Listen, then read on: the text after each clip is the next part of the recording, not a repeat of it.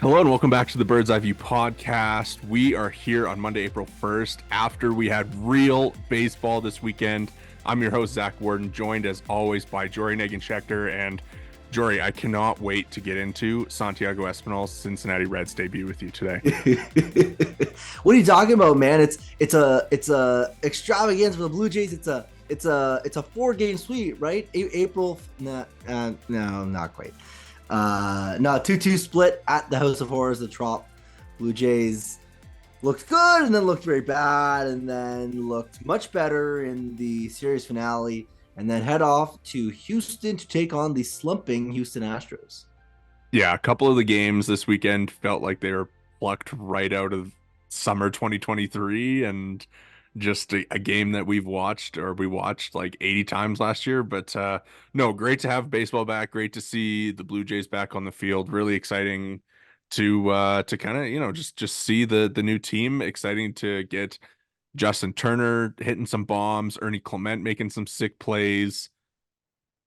IKF hitting some singles, some of the new guys in the mix now, but yeah, super exciting. I mean, I guess we can kind of just dive into some of the games. I mean, looking at the four games, like I think you're right. Like obviously 2 wins, 2 losses. You're gonna be happy with two of the games and not so happy with two of the others. But how I mean, what did you kind of take away from the offense specifically being good for two of those games and then not so good on the other two? Yeah, definitely. As much as you can take away from an opening series, I think a lot to glean. The fact that Vlad was mashing the ball, that 450-foot home run in the opener, definitely a sign of good things to come, hopefully. And he had a good series on the whole, so very pleased, obviously, to see that. But I think that this team is going to go as far as the bats take them, right? Because we saw that the pitching more or less, save for Bassett struggling a bit in his start. The starting pitching really wasn't a huge concern, at least in my eyes. And then of course you saw Gosman with a brilliant performance and Barrios looking like 2021 even when after he came on the deadline kind of levels of performance. So really the top of the rotation did its job by and large. And it was the hitting that when they feasted.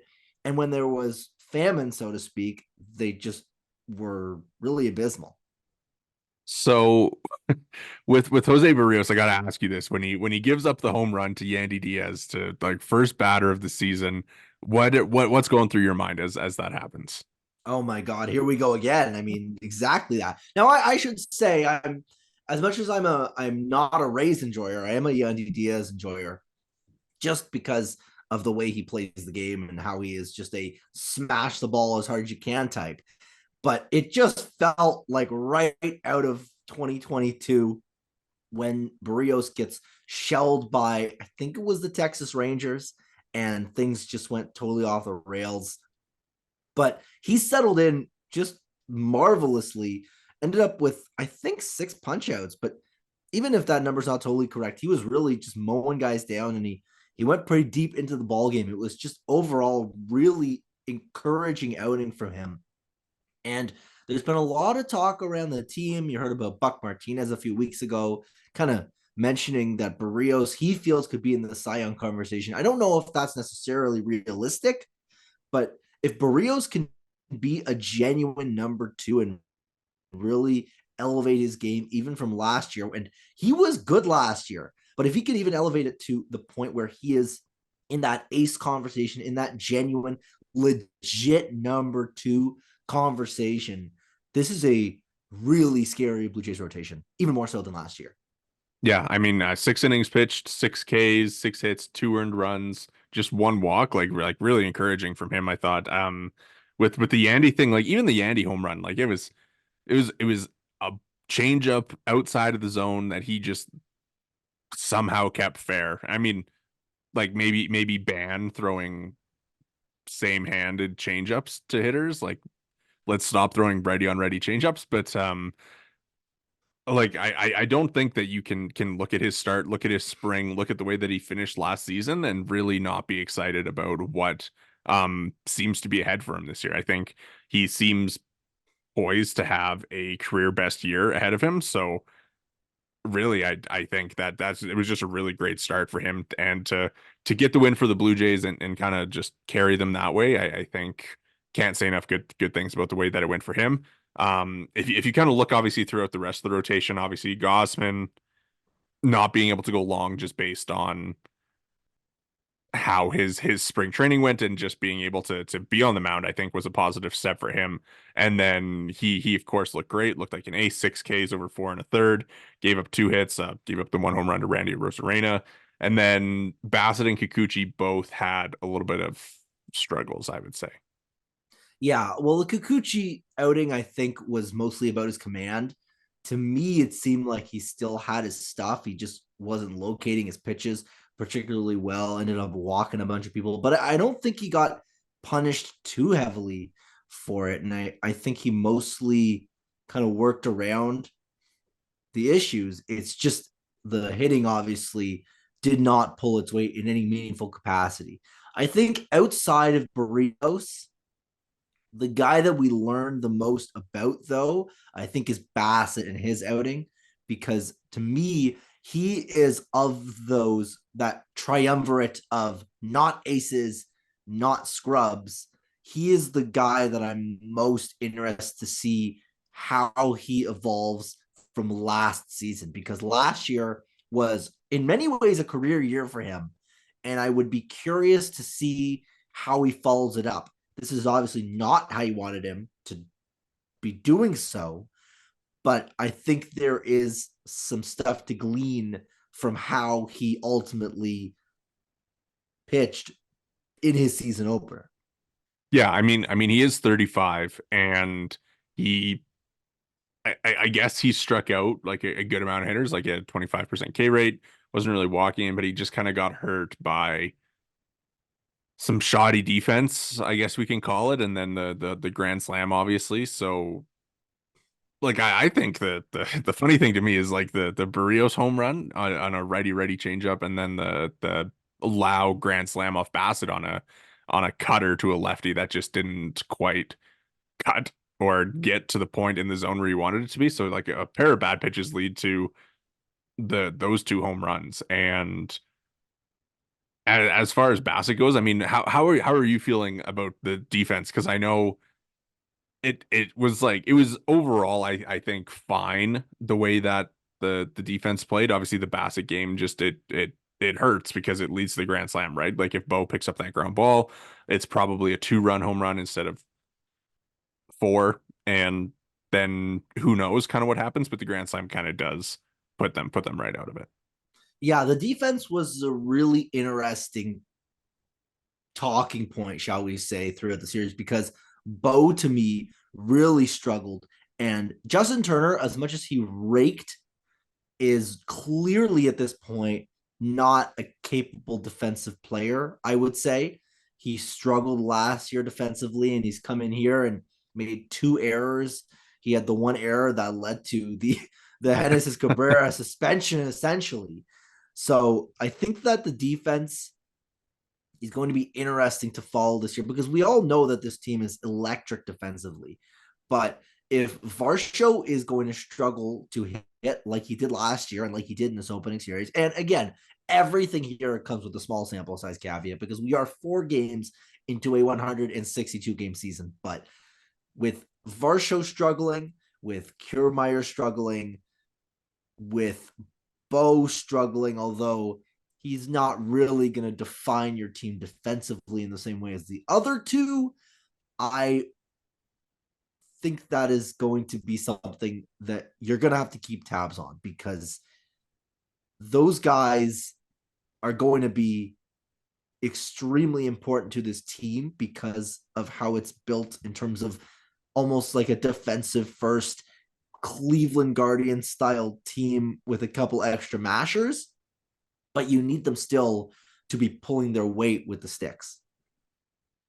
I think as far as Bo goes, like I'm not really concerned about him. Like the one was kind of like a weird play, the double play ball right before the grand slam, and then the other one I think I would probably put more on Vladdy than I would on Bo, as far as like just kind of getting stuck in between on that hop and not being able to kind of grab that one there. So I not super concerned about Bo. I think it's the first weekend of the season, and like both plays are just a little weird and not ideal, I guess, for defensive success. But elsewhere, I mean, obviously Justin Turner, like you can't go 1 for 3 on your first three defensive plays of the year. I'm curious for the last game why they ended up deciding to go IKF at second and Turner at third, because to me it feels like IKF is the guy that you kind of are looking at as like the best defensive third baseman on your team.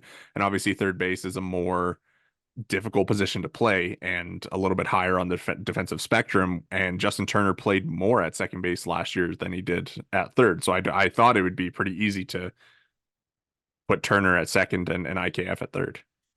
Yeah, the defensive alignment on the whole was really strange for that last game. Basically came down to you wanted to give Springer a DH day and Kiermaier a day off. And it basically shuffled the entire team around, which speaks to the versatility, but also the Turner decision with IKF was a little bit strange. Not really quite sure what the process on that one is. And, you know, in the fourth game of the season, maybe it's just a case of experimentation or giving some things a bit of a run.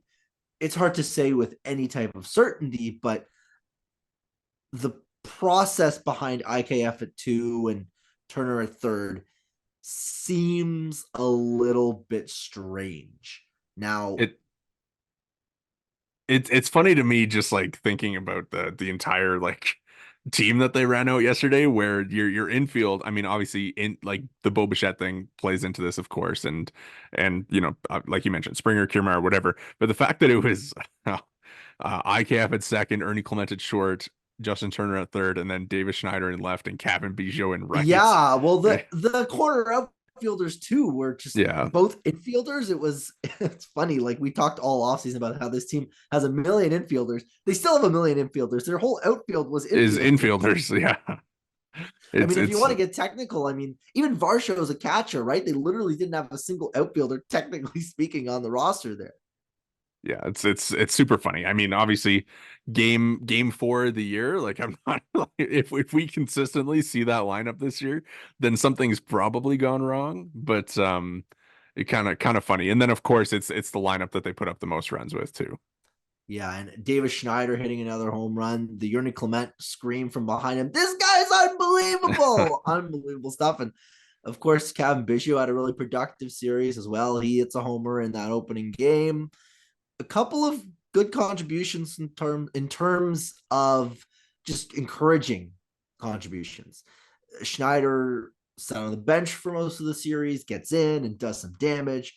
Biggio is up, is down, is up, is down, but he does some damage. He's realistically a bench piece probably for this team, if we're being completely honest. So for him to be doing damage regardless, I think is an exciting proposition.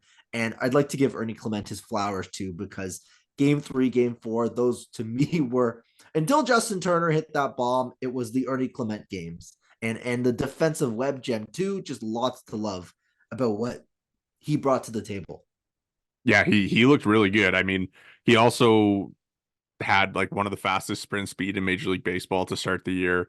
He was great at both defensive spots. I thought he looked really great at third. Obviously, he made like the sick jumping play yesterday. Ernie Jeter.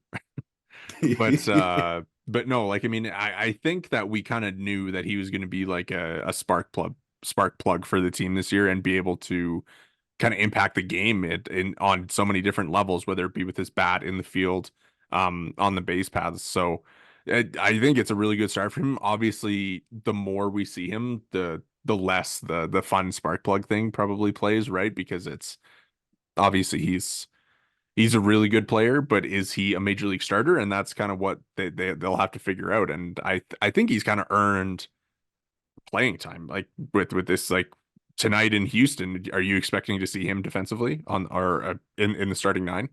Well, I want to say yes, but the problem is that you've got Bichette locked into the shortstop spot. So if Clement is in, he's in as your third baseman. but that's where IKF is supposed to be, who you just signed to a 2-year deal worth a lot of money.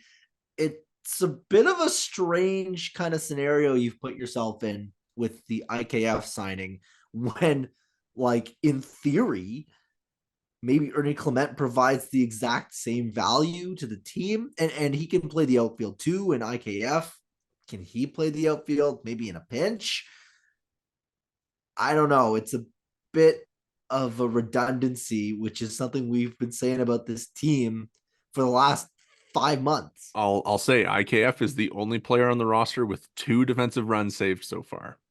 He has 1 at second base and 1 at third base. So He's going for the first ever double Gold Glove that would in be Major so League sick. He's history. like the JD Martinez of defense. That'd be kind of funny. When JD won the Silver Slugger at outfield and DH in Yeah, 2018. yeah, Yeah. yeah, yeah. Uh, I mean, we'll Um, see, we'll see, we'll see. But yeah. overall, pretty happy with how that first series went. I would say probably in large part because of how game 4 went. I think ending on a win is a lot nicer than ending on a loss. So Yeah. no sour feelings for that series on the whole. The House of Horrors not so horrifying this time around. But do you want to kind of get into the Cabrera suspension a little bit and kind of the thoughts Yeah. on an already depleted bullpen? Yeah, I mean, it's such a weird play to me. It's so funny because like if like just thinking like if this happened in a hockey game, like that happens in a hockey game like 8 times a game. At least. And like it's just, the refs get in there and pull them apart, but in a baseball game, the guy gets suspended for 3 games. I would imagine that they reduce it, right? Like to me after I thought it was pretty funny that after the game he was like, "Oh yeah, I overreacted, like just heat of the moment," right? And I feel like that's probably what usually it is, and I wonder if it's just MLB like wanting to set a precedent early in the season that they're not going to have physical confrontations on the field. Um, but other than that, like a weird play. I'm not sure what Jose Caballero is doing, like getting up in Cabrera's face and then Cabrera throwing the shove or whatever you want to call it, like unnecessary, yes, but worth a 3-game suspension, probably not. Yeah, that'll probably get, I would think, reduced. Also, I think the fact that the whole Reese Hoskins saga is happening a couple miles south in New York probably factors in a little bit as far as MLB stepping in and being like, guys, it's opening weekend. Yeah. It's our opening whatever. It's time to chill. Let's all have some fun. It's baseball's back. It's not set a precedent here. So I definitely agree that sentiment that they're trying to rein things in. I don't know if they'll reduce the suspension, but the Blue Jays obviously appealing it. So decision on that presumably to come in the next few days, I guess. I think it's probably suspension worthy because you can't shove a guy on a major league field. That much is kind of obvious, but as far as 3 games, it's tough. And it's tough because also if that eats into this Astros series, all of a sudden you don't have a lefty to deal with Jordan Alvarez. Yeah, Tim Meza all by himself. And you can't replace him on the roster if he gets suspended, right? So with Swanson and Romano on the IL, like couldn't have come at a worse time, basically, the suspension. And Yeah. honestly, I don't really blame Genesis Cabrera for it because like you said, heat of the moment thing. We've all given up runs and been pissed off. Like if I give up a run on a bunt and the guy's running around the bases and he like gets in my face, I'm probably gonna push him too. Like like I don't really blame him for like the push in the moment, but it's just really unfortunate timing to lose one of your top 5 bullpen arms when your top 2 are already down. Now, I also am a little curious why there's no supplemental discipline for Caballero because the confrontation to me is initiated by him. I mean, you watch it back and the momentum brings him into Cabrera. And I mean, we're dissecting this because we're 4 games into the season and there's nothing else to dissect. But the momentum brings him in to Cabrera. But it's pretty clear to me that he gets up in Cabrera's face. And we even heard in the post-game scrum that Cabrera says that Caballero's like, what do you want? What's up? What's up? What do you want? Like, gets up in his grill. So to me, this is initiated as well by Caballero.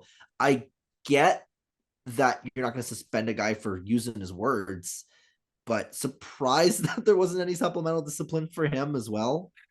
Just such a weird play because Cabrera obviously is like he's like coming up to cover the bag just in case, and then they bump and like it's just it's escalated unnecessarily, and then the push happens unnecessarily, and it's just in totality of the play unnecessary, just an unnecessary play that like yeah, just a heat of the moment thing. I can't even like process what like how MLB came to a 3 game suspension is wild to me because you look at it like it's a shove to the head area. Okay, fine, like whatever, like 2 game, 1 game, sure, but 3 games just feels like a lot. I don't know.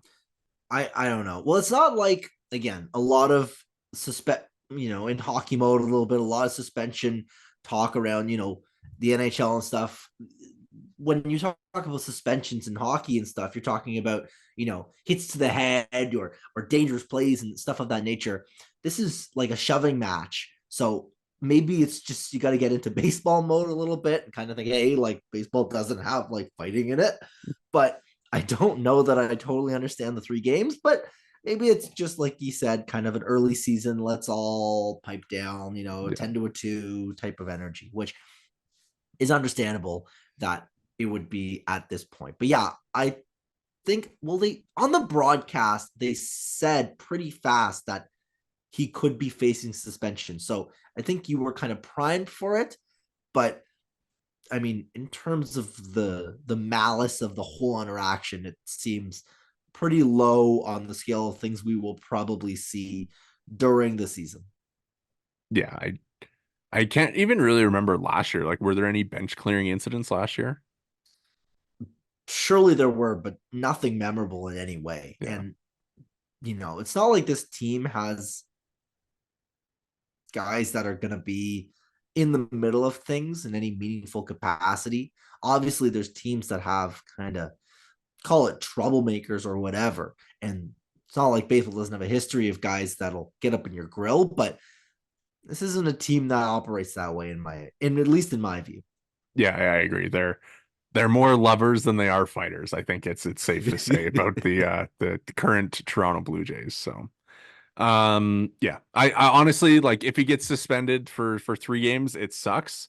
And you hope that if that's the case, well, I mean, what like be not great timing with Toronto and Cabrera out with the Astros and Yankees kind of on deck, and it is what it is, I guess, in the end. And hopefully Tim Meza can kind of handle that, and maybe you get a little bit more out of a Mitch White or a Wes Parsons or Trevor Richards, I guess. Kind of with the bullpen. I mean, just moving on. Any takeaways from you on the bullpen? I mean, obviously you're gonna look at Wes Parsons and Mitch White both through 3 innings apiece. Trevor Richards got 2, and then Pearson got out there twice, and then Green, Cabrera, and Garcia all got one appearance. Yeah, I think of the bullpen guys. I mean, you want to talk small sample sizes, but pleased with Nate Pearson picking up a couple of punchies. That's a fun development.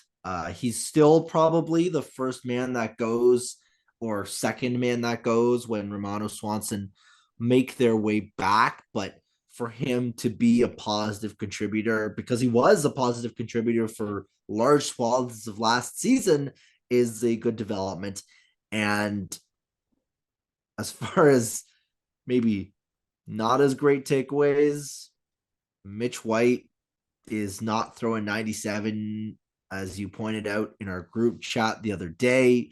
Wes Parsons remains a warm body in my eyes. I don't think he's really anything exciting, which is not a new development. this is a bullpen that's shorthanded, and it looked that way at times. So we'll They see. they they didn't really have any leverage innings in any of the games. The Well, bullpen. that's the other thing, right? Like they didn't really get tested. So Yeah,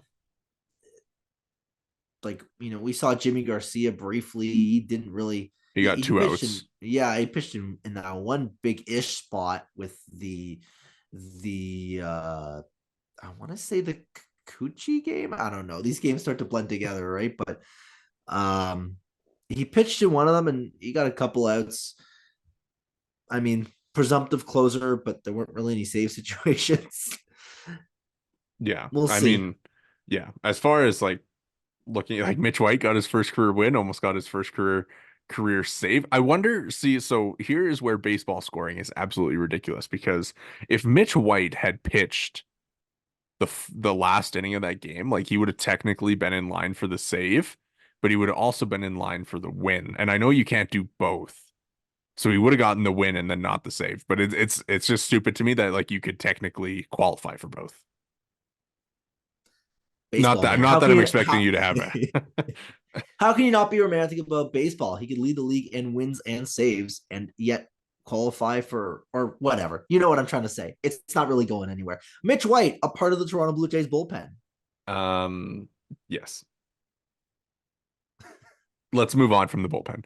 As far as the hitters go, I feel like we discussed Ernie. We kind of talked a little bit about. I guess we haven't really we got into Ernie. That's about it. You mentioned Vlad, and one thing I want to get your opinion on this. So for me, Vladdy last year kind of had the same thing. Do you remember like the first month of the year where his swing decisions were really good, and then he got hurt and came back and the swing decisions were maybe not as good. Or even before that, maybe the swing decisions kind of weren't great as the season got along. But I remember the beginning of the year last year, the swing decisions were really, really good. And that's kind of where we're at right now, where at the beginning of the year, he's taken a lot of walks and kind of passing the baton. And the thing for me is like he needs to keep doing that because he's a guy who wants to be the guy, right? He wants to be swinging it. He wants to be hitting home runs. He wants to be coming up big for his team, but he doesn't get pitched like a guy, or he gets pitched like that guy, and he needs to be able to continue drawing those walks throughout the year, continue passing the baton. Because to me, as the season goes along and he keeps walking, it almost feels like he pushes for the ability to do damage, or he gets tired of just walking and is like, I want to do damage. I need to start swinging more. Right. And so this is a thing where it happened last year. And I think it'll be interesting to see as this progresses along. Is he able to kind of stay at this level of swing decisions, walking where he's able to sit there and be like, I'm okay walking in 25% of my at bats because I'm not going to get the pitches to hit that I need, and I don't need to press to do damage when I'm not getting pitched to be able to do damage. Well, here's something I think that's just an interesting thing to consider. Justin Turner is a well over 300 hitter for his career and in the last couple of years with runners in scoring position. Now, runners in scoring position batting average is a stat that wildly fluctuates, that has a ton of luck involved, and probably should not be read into if we're being smart and totally honest.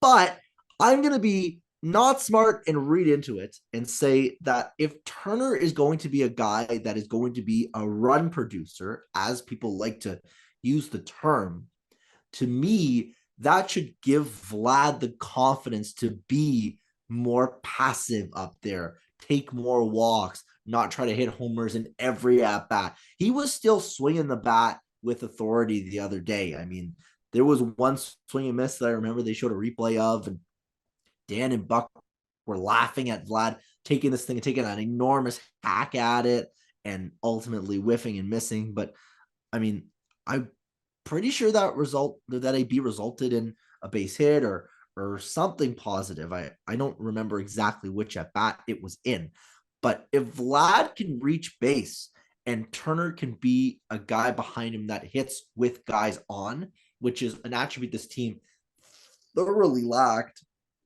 last season, then you should feel confident going up there and being able to wait for your pitch in a way that makes Vlad successful. I mean, just talking about the runners in scoring position stuff with Turner, like his batting average improves with runners in scoring position for his entire career, and that is a nearly 1,200 at bat sample size.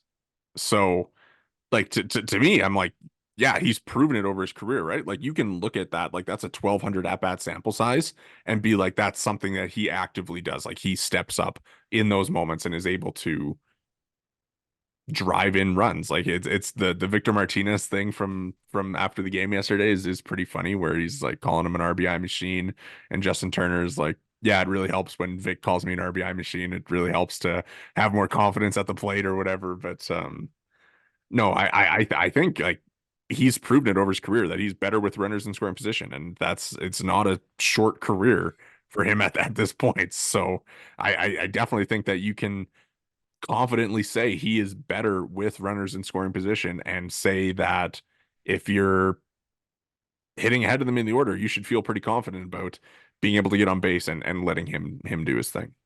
Okay, now I have a take for you, and you can let me know where on the hot wing scale this one sits. Because Turner and Brandon Belt served similar purposes on this team last year and this year, respectively. Brandon Belt seems like a down to earth, low key, take it easy, country music, taking it back, and just chilling type of guy. Turner seems like an energetic, high energy, doesn't take walks. He's a not a free swinger, but he's a attack the ball, different type of mentality as a player and as a just a clubhouse presence. Do you see anything there with those two and the difference in maybe culture or anything that they would bring to this team?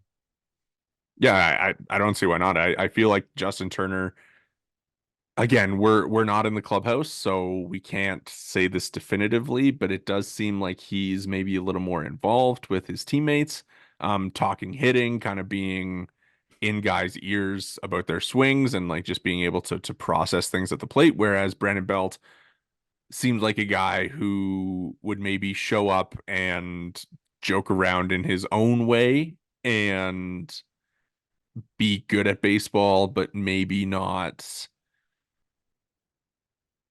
great at the things that Justin Turner is great at as far as helping out your teammates. Yeah, just uh, the impressions early on, they seem like pretty dramatically different personalities. They both And seem I like don't I want to clarify like to me like they both seem like great dudes yeah, and both guys that like you'd love to have on your team.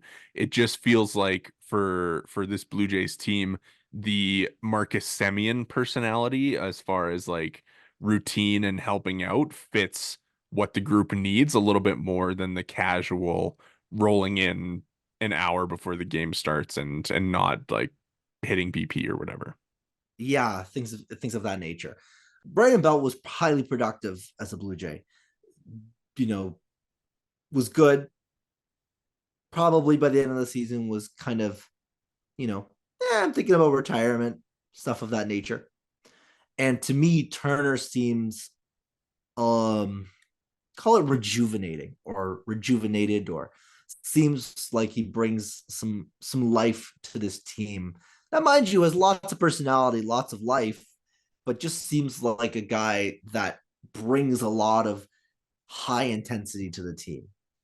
Yeah, I mean him, Ernie Clement being there full time, like I think that's like two significant vibe shifts in the team this year, and we'll see how that plays out, right? Like it could be nothing, but I do think that the just the you know the play the game the right way stuff last year was a little bit exhausting to me personally, at least. Like that's where like I'm like I don't care that you're doing whatever, right? Like you're playing the game the right way. Like you should be. Like we don't need to hear about it. Right. So I think it's refreshing the narrative around the team a little bit this year and they seem like maybe a little bit more of a fun group to watch. Yeah, I think that's a good way to put it. It's that this team has more life to it as opposed to, you know, being a veteran team that's kind of, yeah, we're all just kind of, because they're not a veteran team. You're trying to turn them into a veteran team at Vlad's 25, Bo's 26. They're not young, but they're not married and 30 and, well, Vlad's married, but whatever. They're not 30-year-old, go home every day and go home to their wife and this, that, and the other. It's not the vibe. Yeah. Yeah, it'll be fun to see. I think there's a really good mix this year, and maybe that does make a significant difference. Any other hitters? I mean, George hits 2 home runs, pulling the ball. Like the batting average is bad, but 3 hits, 2 of them home runs. Like seems like a pretty good way to get some production out of him to me. Like yeah, Turner was really good. Like you mentioned, Biggio was really solid as well. Like he was another guy like taking his walks, hits the home run. That kind of was like that was a pretty big home run in that game to give them a little bit of breathing room. And yeah, like I feel like that those are kind of the main guys that have been significant at the plate. Yeah, really pleased with Springer. It's, as we've said all episodes, small sample size beware, but he was a guy that really did not pull his weight, so to speak, last year.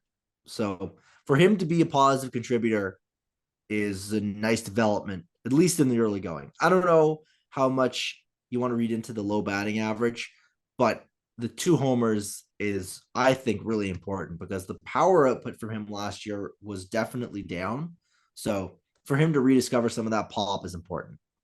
Yeah, the Blue Jays are currently fifth in Major League Baseball in home runs, 17th in slugging, so not great there, but and 13th in isolated power. So I mean, like obviously 4 games, like I'm not gonna be like, oh, the Blue Jays are gonna finish the year fifth in home runs or whatever. They're gonna finish the year 17th in slugging, but as far as what happened last year, like it's probably the signs that you wanted to see, at least from some of your main hitters, right? Like Bo wasn't very good. Varsho wasn't very good. Kiermaier wasn't very good. And uh, like I'm confident in one of those guys turning it around. Yeah, yeah, it should be good. It should be nice. Let's, I guess, unless you have anything else from this Rays series, we can look ahead to this week in Houston and see kind of what's coming up here. Game one, Bowden Francis versus Ronel Blanco. Very exciting pitching matchup there. And then Jose Barrios, Framber Valdez, and Chris Bassett and Christian Javier. How are you feeling about Bowden Francis's first career major league start? Excited. I think he's going to sustain his 1.7 ERA into the starting rotation. Well, we'll see what actually happens. I think that's about as well. I wouldn't call it a soft landing spot. It is the Houston Astros that he's going to be facing, but it's not like Ronel Blanco is some kind of superstar. He's making his 8th career start, so he's not exactly miles ahead of Bowden Francis, and a 4.5 ERA last year, so not exactly untouchable. You'd think that that'll probably be a bit of a slugfest. At least that's how you would expect it to go. I guess we'll see exactly how it plays out, but a good litmus test for Francis to see if he can handle major league hitters over a larger workload. I saw on Twitter that Houston is 1-13 at the old juice box at over their past 14 games, dating back to last year after the 4 game sweep against the Yankees. So maybe a good sign of good things to come that the Astros are really bad at home. We are preying on an Astros downfall for various reasons. I mean, like we can't.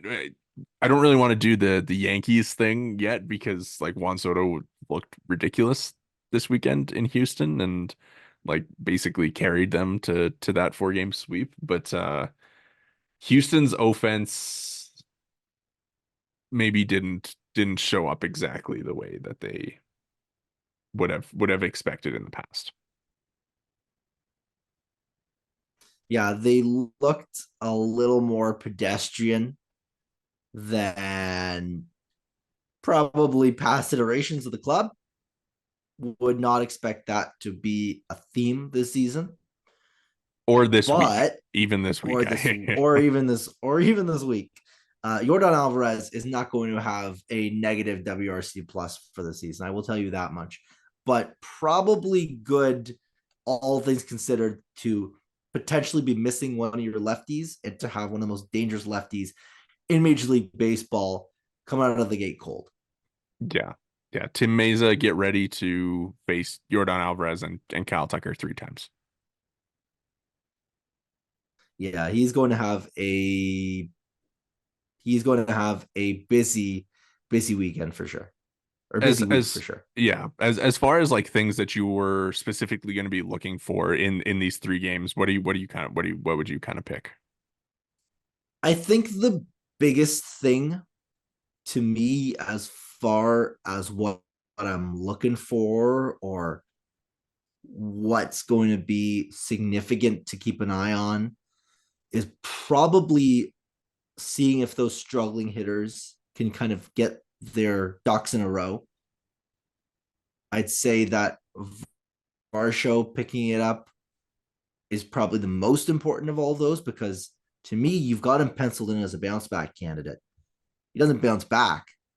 You're right back where you were last season. So I'm looking for more production out of him and Kiermaier to a lesser extent. And beyond that, I think I'd like to see exactly what this rotation is made of against probably one of the best lineups in baseball. Because let's not kid ourselves, this is a lineup that is deeper than what the Tampa Bay Rays have to offer. And I'd like to see Barrios and Bassett, and obviously Francis to a lesser degree, have success. Yeah, I think for me, I'm looking like we talked about earlier, Vladdy to kind of stay with the same approach and not try to force things. I'm interested to see Jose Barrios's cutter and how much he does lean on that against left-handed hitters, and if that's something that he can really use as a weapon against Jordan and Kyle Tucker and insert, I guess it's kind of just the two of them, but like John Singleton, if he's in there, he probably will be. But um yeah, I think looking for that, and then I'm pretty interested to see like some high leverage bullpen innings. I'm interested into what that looks like for this Blue Jays team right now without Romano and Swanson and potentially Cabrera, and how they manage that against such a good lineup, and what they can get out of like Trevor Richards and Jimmy Garcia. I think Richards is specifically an interesting one where if he pitches the same way that he did before his injury last year, he is a very valuable member of this team. Whereas if he is not that pitcher, I think that there's probably a decent chance that he doesn't finish the season on the Blue Jays roster. Yeah, I think it's kind of like you want to see how this team looks with leverage, high pressure situations, taxing their bullpen. But But you almost also, when you you're almost missing, don't want to see that, I right? wouldn't, I Yeah. wouldn't hate, I wouldn't hate to see a couple of 8-3, 9-2, 7-1 finals on the Blue Jays front. But I know that's not necessarily the most realistic circumstance You would hate as to we head to the see juice if the box. Blue Jays didn't have to pitch in leverage without Jordan Romano and Eric Mm-hmm. Swanson. Mm-hmm. Um, Mm-hmm. all right, let's bring it back. Last year, we obviously were very pick heavy during the season, so let's just get right to it. Let's do our picks for this series. Um, we'll start with you. What do you got? 3 game set. Give me a game by game rundown as to what All what right. what you're feeling. All right, here we go. Here we go. The crystal ball. It's the crystal ball presented by me. I'm saying Bowden Francis with a solid first outing. The Blue Jays take game one. I'm thinking Framber Valdez bounces back from a tough opening day start against Jose Barrios in a good pitcher's duel, but the Astros probably take that one. And because, as we love to do, the Blue Jays take the rubber match. They'll take this series 2-1. Wow, us predicting the Blue Jays to win a series. Shocking. Um, yeah, I'm gonna go Can't a believe little it. bit Can't different believe it. than you. I'm gonna go. I feel feel good about Bowden Francis. Think he's going to have a nice start. I am a little bit worried about the Astros coming off 0-4 start to their season and maybe feeling a little bit of pressure to get the first win out of the way. But especially with the new manager, I mean, Joe Espada is 0 career wins. So, but no, I'll take the Jays in game 1 with Francis doing well. I'm fading Framber Valdez, so I'm gonna go Jose Barrios over Valdez in game 2, and then Javier. He looked amazing, and the stuff looks like it's back. So I'll take the Astros in game 3. We'll see which way it breaks, but clearly we're both Bowden Francis believers. I think that's the biggest takeaway from this prediction. If you're not a Bowden Francis believer at this point, what are you doing? Like, it feels like everybody's get on the train, get on the caboose. There's no room left on the bandwagon. The bandwagon is full. Everybody is in on Bowden Francis. So, it's yeah, too late to jump on now. All right. Well, you missed the stop. You certainly did. He's gone, and hopefully he throws well today. We'll see. We'll be watching. But yeah, that'll do it for us here today at the Bird's Eye View podcast. Thank you so much for tuning in. Check us out on YouTube. We're at the Bird's Eye View pod there. Check out our Substack. I have a piece that I'm putting up there later today. You can follow us on Twitter. Jory is at Jori Negin-Shecter. I'm at Worden_Zach. The pod is at BEV_pod. We're trying to be a little bit more active there, so come and engage with us. We would love to have some Twitter conversations. Like and review wherever you get your pods, whether that's Spotify or Apple. We are everywhere. Thanks so much for listening, and we'll catch you later this week.